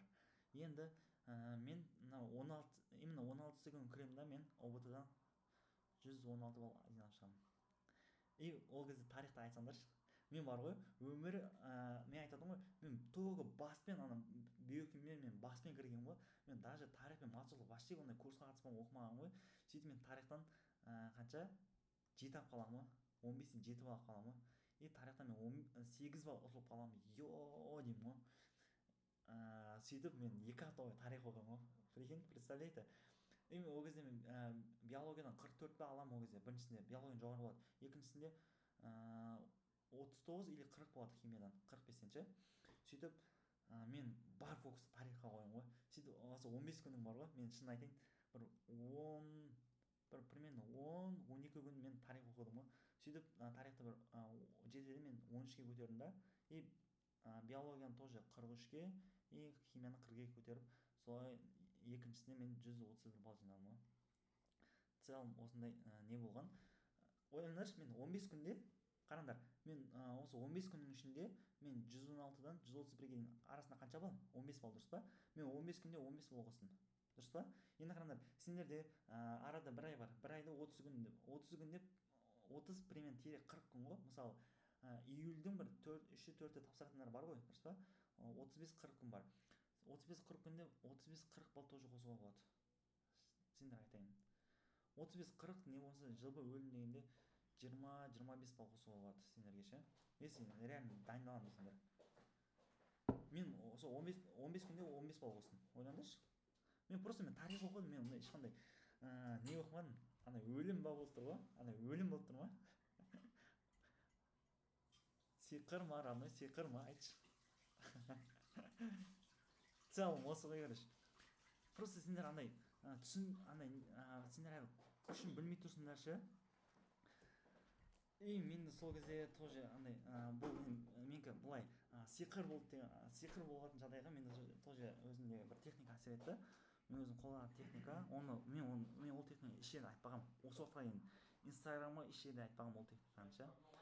Ойлаңдаршы, дәл сол техниканы қолданғанда мен 15 күнде 15 балл қосып аламын. Прикинь. Бұл тоже сендер мотивация. Сендерге былай қатты ойламаңдар. Ойбай, мен біріншісіне қадалып қалдым, өйтіп не жылап, өйтіп не қылуға болмайды. Сендер уже екінші шанс бар. Дайте сол шанс пайдаланыңдаршы. Мен сол 15 күнде, мен просто 15 күн сәл қиналып оқыдым, жаздым. И солай осындай стомға осындай грантқа түсіп кеттік, прикинь, 15 күнде 15 балл қосып. Представляете, көрдіңдер ма? В целом осы, достар. Давайте сол өзімнің жолыммен, өзімнің жолымда қандай қиындықтар өттім, и мен қандай қиындықтар, сендер өтіп жатқан қиындықтар мен де өткенмін. Менде ондай чувство, ондай менде қорқыныш сезімі, менде ұялу, менде дірілдеу кірген кезде ондай сезім болған. Давайте сол сезімдермен бірге жұмыс істеп, мен сол дайындаған кезде сол оқушыларға психологиялық и мотивациялық тұрғыдан и өзімнің кәдімгі химияның өзінен үш жақтама поддержка беремін да. И негізі көп оқушылар бар ғой, былай қатты мықты болса да андай психология андай мотивация болмаған соң олар тез сынып қалады ше. Мен сол үшін ол психология мотивация жағынан да көмектесемін да студенттер оқушылар дайындаған кезде. Мен максимально солай дайындағым келеді. Мысалы көп адамдар бар, орта жоқ, былай достарымен қуып кетеді, былай не болмайды ше. Но былай тоже психологиялық сондай мотивациялық жағынан тоже біреу айтып тұру керек ше. Мен соны дайындаймыз, Құдай қаласа. Бірге дайындалайық десіңдер, әлі уақыт бар.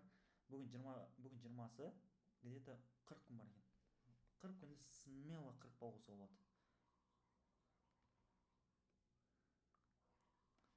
Хорошо, сол ортағын құрып, сол бірге дайындалып, ертең мен бірге дайындалатын болсақ бар ғой курста, ё-моё, ертең күшті болайын деп тұр ше.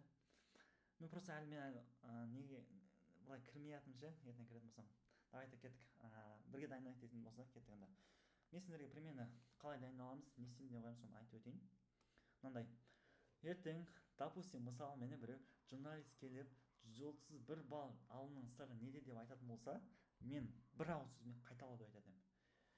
Ойлаңдаршы, просто қайталау.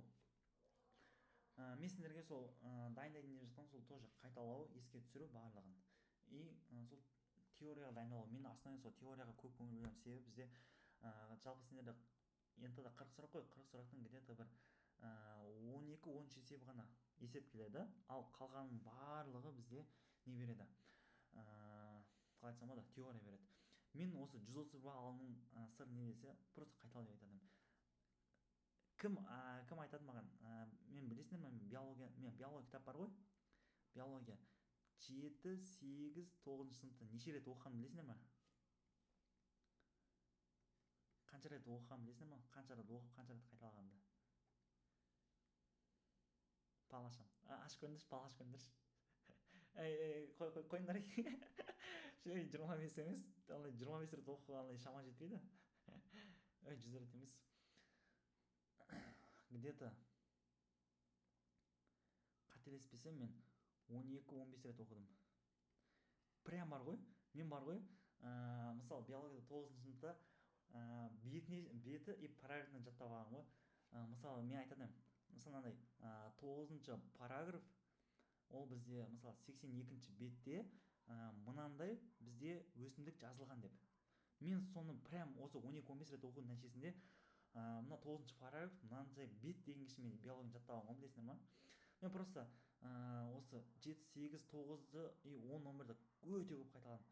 Енді 10 мен 11-ді былай қиын болды, реально өзім мойындаймын. Қазір бар ғой сендердің биологияның 10-шы, 11-ші сыныптарың, ол біздің универдің өтетін сабақтары ше, ол медицинаның сабақтары ше. Но почему-то 10-шы, 11-ші сыныпта түсінбедім. Мен де осы 10-шы, 11-ші сыныпты бар ғой, прикинь, білесіңдер ме? Мен осы 3-ші курстың сабағында 3-ші курс деп өтірік айтамын. Жоқ, 3-ші курста онда өтпедік біз. 2-ші курста. 2-ші курста өттік қой, ойлаңдаршы. 2-ші курста өттік осы 10-ші, 11-ші сынып сабақтарын ше. Сол үшін менде тоже сол қиындау болды. Сондықтан мен бірақ мына 10-ші, 11-ші сыныпта былай қатты түсінбесем де жаттадым ше. Қолымнан келгенше жаттадым. Мына 7-ші, 8-ші, 9-ші сыныпта прям андай мынау параграфпен жаттаған осы ғой. 7-ші, 8-ші, 9-ші сыныптар. Осы қайталаудың нәтижесінде мен биологиядан 45-тен 43 жинадым ғой. 2 балл кетіп қалды, 2 балл. Оның өзім тупойский сұрақтардан кетіп қалғам, оны шыққан соң білдім өзімше неден кеткенін. Тупойский сұрақтардан кетіп қалғам. Сөйтіп мен биологиядан 45-тен 43 жинадым. Сөйтіп мен любой журналист келсе, мен 130 баллын сұрау не десе, просто қайталау деп. Қайталау нереально көмектеседі, мен сендерге айтайын. Хорошо? Енді бетек. Қайталау керек екенін түсіндік. ОБТ-да енді сендер қайталау керек, бәрін еске түсіру керек, түсінбеген жерлерді қайтадан сұрау керек, қайтадан еске түсіру керек. Енді мен сендерге, мен өзім биологиядан, ол химиядан жолдан өткен соң, мен сендерге ол екі пәннен де көмек бере аламын. Қалай көмек бере аламын? Енді жалпы мен сол көп оқушылардың сұрауымен органика дайындық интенсивінде жасаймын. Енді органика дегенмен, если кейбір түсінген сұрақтар болса, ана биорганикадан ше, биорганикадан түсінген сұрақтар болса, ол жағынан жауап беруге, ол жағынан не қылмаймын мен, не істемеймін, құр айта алмайын деген ғой, биорганикаға тоже жауап бере беремін. Но органиканың дайындық көп студенттерде қиын. Осы органиканы бірінші органиканы қайталаймыз. Органиканы қайталап болған соң келесі айда мен биорганика интенсивін жасаймын. Бірінші бізде көп оқушыларда сол органика қиындық туғызғандықтан сол органиканы бастаймыз. Енді органика интенсив жайлы өтетін боламыз. Органикалық жалпы интенсивте не өтіледі, жалпы осы тақырыптың бәрін қайталаймыз. Органика, кіріспе, алкан, циклоалкан, алкен. Ана 30-31-ден қарамай қойыңдар. Просто мына жақтан так 9 сабақ, жоқ 12 сабақ, мына жақтан 3 сабақ, вообще 15 сабақ. Жалпы бізде сол интенсивте 15 тақырып қайталаймыз. Андай ғой, осы органиканы бір қайталап, органика бір естен шықпайтындай бір оқып жаттап алатын болсаңдар, дальше уже биорганикаға уже баспен кіруге болады ше. Органикада осы бір 12-15 тақырып бар, сол 15 тақырыпты мощный қылып жақсылап түсініп алатын болсақ, дальше уже қиын емес ше. Дальше уже біз қиын емес. Алкан, циклоалкан деген оңай, но просто теория ше, теория қадап тастайды мына жерде ше. Мына әйтпесе мына тақырыптың бәрі оңай, просто теория қадап тастайды, сол теорияны қайталаймыз. Алкаден, алкин, арен, бес жұмбақ анықтау, спирт, фенол, альдегид, кетон, карбон қышқылы, жай, күрделі эфирлер, көмірсулар, амин қышқылдары, органик заттардың кейінгі қатары. Осы жалпы 15 сабақ бар. В целом бізде интенсивте жалпы осы 15 сабақты қайталаймыз. 15 тақырыпты қайталаймыз. Интенсивте болатын тақырыптар саны осы 15 тақырып, 15 жалпы бізде интенсив 15 күнге созылады. Негіз бар ғой, сендерге күнде оқу керек, күнде эфир болады. И сендерге айтайын, бұл эфирлердің барлығын мен өзім өтемін. Менен басқа барлық курстарды көретін болсаңдар, басқа барлық курста просто бүйтеді. Просто дайын видеосы беріп қояды. И ана куратор жалдап қояды, куратормен қарап, уже куратормен сөйлесесің. Мысалы Қуаныш ағай дейма, Бауыржан ағай, любой химиядан, биологиядан, тарих барлық апай ағайлар негіз білмеймін, сырттан олай жамандаған емес, но олардікі дұрыс. Мен де может быть болашақта сондай болатын шығармын ше. Но олардың барлығы солай дайын видеосы өтеді. Мен бұл интенсивті ерекшелігін мен өзім өтемін. Мен өзім дәл осындай бүгінгі де прямой эфир өттік қой, дәл солай прямой эфир өтеміз. Интенсивте сондай қайталаймыз. И ол нереально көмектеседі сендерге. Мен сендерге отвечаю. Хорошо? Сосын Онан кейін интенсивте жалпы қалай дұрыс мақсат қоямыз, менің 101 балл жинауыма көмектескен техникалар. Жалпы ол техникаларды мен ешерде айтпағам. И дәл сол техникаларды жасаймыз бірге. Кім интенсификация сол техниканы жасайды. И кім сол техниканы жасайды, бұлай өмірі чудо болады, сиқыр болады. Родной сиқыр ма деп айтасың ғой. Сиқыр болып кетеді кәдімгідей. Сол Алланың қалауымен дәл осылай өзіме көмектескен техникалар, қалай дұрыс мақсат қоямыз, соның барлығын анықтайтын боламыз. Онан кейін сол интенсивке қатысқандарға именно сол ертең допустим қалаға келдіңдер, студент болдыңдар, уже сендерде уже стипендия фокус жасаймыз, иә. Сендерде андай негізі қалада болса, ертең студент болса көресіңдер, студент болған соң қалада қосымша жұмыс табу керек болады. Қосымша жұмыс табу үшін андай официант болу үшін не вариант, просто сол куратор болу керек. Сол куратор болған кезде ертең кураторға сендерге тоже аламыз, құдай қаласа. Мен курсымда сол куратор болсаңдарға тоже сондай мүмкіндік бар. Сосын ең күштісі биологиядан база беремін. Мынаны қараңдаршы. Мына биологиядан базаны қараңдаршы. Мына үлкейтемін. Ой, тоғымыз. Мұны ниче, бәрін білесіңдер ғой. Қараңдар, просто мына қараңдаршы. Мұна биология базаны қараңдаршы. Сендер қазір ОБТ-да биологияда сурет келе ма? Келе ма или келмей ма? Біздің ОБТ-да мына суретті беріп қояды бізге ше, ё-май деп. Келе ма? Болды да. Болды, сендерге де біздің кезде просто келеді, мына суреттен қатты қиналатын ше. И мен сол кезде өзім қиналған соң осы биология базаны жасағам ғой. И биология база бұл кезінде 5 дегенде сатылған, ол өте көп оқушыларға сатылған. И бұл оқушылар тоже пайда алған мына базаны ше, қараңдаршы. Мысалы тамырдың өзінде, мысалы тамыр аймақшасы, бөліну аймағы. И мынаның каждый мен сұрақтарымен бөлістім. И мысалы сендерде былай сұрақ келуі мүмкін. Мына сендер прямо үлкейтін бет жыным шығып жатыр ше. Мынаны қараңдар, былай сұрақ келуі мүмкін. Тамырдың бірінші рет қабығы дейді, эпиблема деп осыны сұрақ келуі мүмкін. Мен сендерге нақты сұрақ жауап қылдым. Былай дәл осылай түсіндіріп, мынандай суреттермен дәл осылай жасадық. Енді қараңдар, мына базаны қараңдаршы, дәл осындай мен биология база бар. Енді бұл биология база 7-ші сыныпта бар и 8-ші сынып бар. Хорошо. Но әзірге мен осы органика интенсивінде осы 7-ші сыныппен дайындаламыз. 7-ші сыныпта прям осының бәрін осы база бойынша жаттаймыз. Көрдіңдер ма? Просто осы мен базамен сұрауым мүмкін, немесе дәл осы базаның ішінен тест сұрақтар қылып сендерге телеграмма жіберуім мүмкін, может быть. Осы эфирде сұраймын, либо ертең телеграмма жіберемін деген сияқты. Хорошо. Дәл осындай базаны береміз. И органика интенсив қандай. Телеграм группаны потом өзім ашам, потом өзім айтамын, хорошо.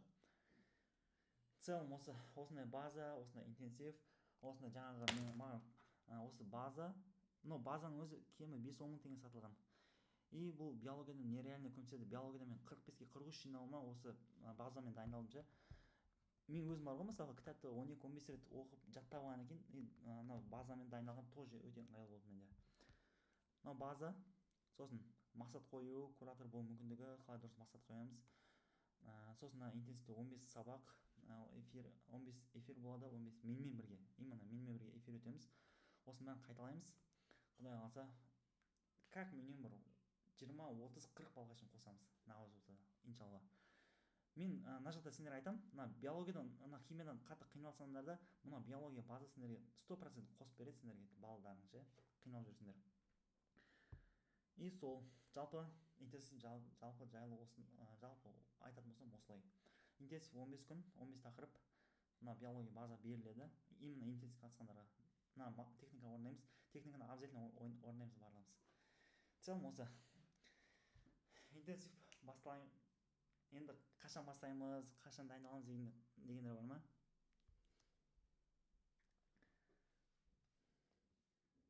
Отчет аласыз ба дейді. Отчет так алайын ба или алмай ақ қояйын ба? Білмеймін, маған без разницы. Или курсқа интенсивке тіркелетін болсаңдар, сол не қыламыз, ереже қоямыз. Мен өзім курстың ережесін құрастырамын. Сол курстың ережесінен не қыламын, отчет қоямын. И отчет орындамағандарға штраф дегендер болады. И отчетты орындамағандарға штраф, и мына жақтан не істегендерге тағы не болады, қалай айтсам болады, если бәрін орындап бәрін не қылсаңдар, уже сыйақы болады, марапат. Құдай қаласа сондан орындаймыз. Штраф болмаса сендер істемейсіңдер. Ол кезде қаталғай боламын, ол кезде былай күліп үйтіне қылмаймын. Просто эфир болған соң солай не қыламын ғой. Хорошо. Интенсив жалпы осылай иншалла дайындаламыз. Мықты дайындалып 20-30-40 балл. Менің бар мақсатым сендерге көмектесу. Мен өзім осы жолда өткен соң, сендердің жолдарын өткен соң, и мен өзім осы Қазақстанда ең мықты универге, ең мықты стоматологияға грантқа түскен соң, сендерді дайындай аламын, Құдай қаласа. Иншалла бірге дайындалайық десіңдер. Менің миымның бір бөлшегін алам десіңдер. Бөлшегін алам десіңдер, қалай айтсам болады. Соны алам десіңдер, хотя бы дайындалайық бірге. Иншалла басамыз, Құдай қаласа. Хорошо? Жалпы біздің интенсив осы. Интенсивті дәл ертең бастаймыз деп айта алмаймыз. Мен сендерге айтамын. Бізде биология база беріледі, сосын міне бізде старт 25 әдемі даташы. Хотя бы сендер мектеп бітіру кештерің 25 болмаса да курста не қыласыңдар, органика интенсивте осы әдемі датада бастайсыңдар. Ертең айтып жүрсіңдер, мен органика интенсивке 25 осындай күнде бастадым да, и грантқа түсіп кеттім деп ше, прикинь. Ойлаңдаршы, осындай әдемі дата баста дайындаласыңдар и грантқа түсесіңдер. Тема. Старт әдемі дата 25.05.2025, бағасы небәрі 14.990 теңге. В целом осы интенсив. Но 14.990 теңге былай қатты қымбат емес деп ойлаймын ше. Ойлаңдаршы, мысалы мен бізде қазір стоматологияда грант 2-де 1 миллион. 2-де 1 миллион, мысалы 6 жыл оқитын болсаң, ол бізде 12 миллион. 12 миллион. Оны кейін мысалы, любой мысалы, допустим, мен ондай стоматология түспеймін, ондай түсе алмай қалсам ше деп. Мысалы, мұғалімдіктің өзін алсаңдар, мұғалімдіктің где-то примерно ол 800-900, кейбір жерде Алматыға түсетін болсаңдар, если Алматыда 1 миллион патолог ше, ол жақта 4 жыл оқисыңдар, 4 жылда мысалы 4 миллион теңге кетеді. 4 миллион теңге сендер осындай грант ұту үшін 14.990 теңге просто білімдеріңе инвестиция қою керек. мен осындай нәтиже жетуім, осындай барлық қандай мен Дубайға барсам, Турцияға барсам да ұбт-дан қанша балл жинасам да оның барлығы менде білімге инвестиция құйғанның арқасы. Бағасы небәрі осынша теңге. Мына биология мысалы құндылығына келетін болса, мына биология база өзі 5.000 теңге, 10.000 теңге демеймін енді, 5.000 теңге сатылған мына биология базаның өзі. Одан кейін мына мақсат қою ол құнсыз дейсің де болады. Просто сен сол мен айтқан техниканы орындайсың, мен айтқан техниканы бірге бір жасайсың, иншалла ол нәтиже болады. Сосын мына 15 сабақ, мына 15 сабақтың өзі басқа интенсивтерде 25.000 теңге, 20.000 теңге болады. Мысалы мына 25.000 теңге деп алайық, интенсив қой енді, еще мен өтемін ол жерде 25.000 теңге. Мынау енді бұны айтамын, құнын бере алмаймын ше. Одан кейін биология 5.000 теңге, қанша болды, 30 болды ма, мұның өзі құнсыз. Соның өзі мен просто 14.990 теңге болып тұрмын. В целом осы старт 25.05.2025 осындай әдемі датада бастаймыз. Тіркелемін десеңдер, алфавит жасап тіркелейік. Мен осы қалай бар сол жұмыс істеймін.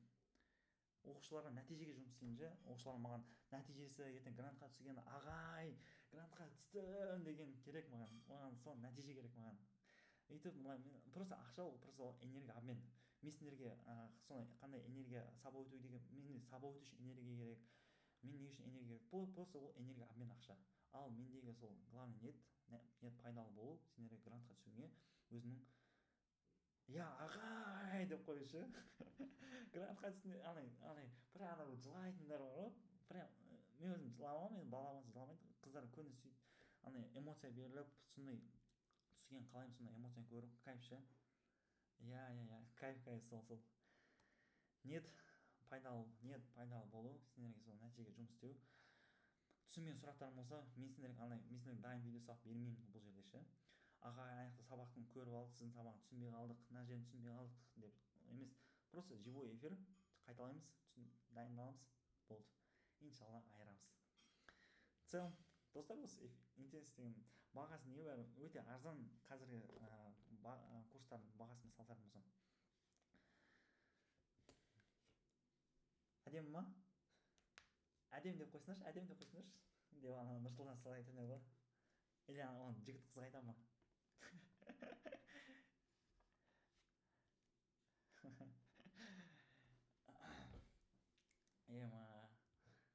Просто күшті. Өзімдегі сол бар потенциалды, бар қабілетті пайдаланып сендерге беремін. Просто негізі бар ғой.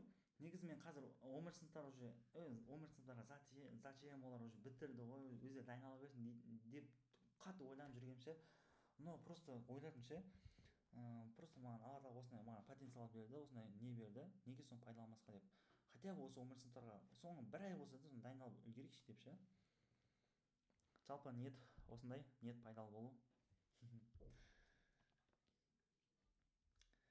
Көп рахмет достар сендерге қатысқандарыңа. Кстати, инстаграмға белеп кетсеңдер, мен өте қуанып қалар едім, өзіме алып кетем. Да осындай түсіріп алып па. Рахмет сендерге көп. Ағайларым, люблю. Люблю.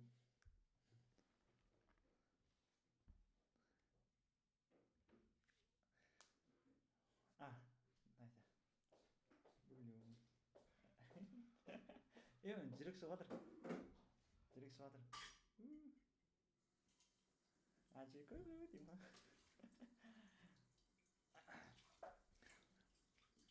Рахмет көп сендерге қатысқандарыңа.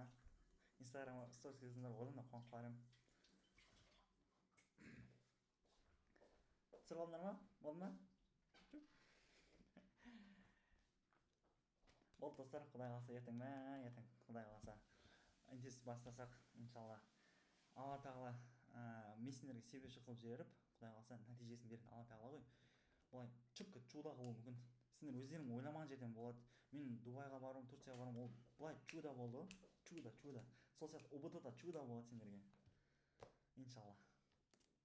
Мен өстіп отыра бергім келеді, мен әңгіме айтып, оқушылармен сөйлесіп, прям сабақты қызықты етіп өткен жақсы көремін мен ше. Бұлай өйтіп, теория кіріп кетіп, мынау түсіндің бе, топас мынандай білмейсің ба деп жүргенше. Түк түсінбесең де бола береді, нормально. өзің бүгін түсіндің ба бүгінгі сабақта бүгін жаңағы нұсқау туралы түсіндің ба әлия әлия түсіндік па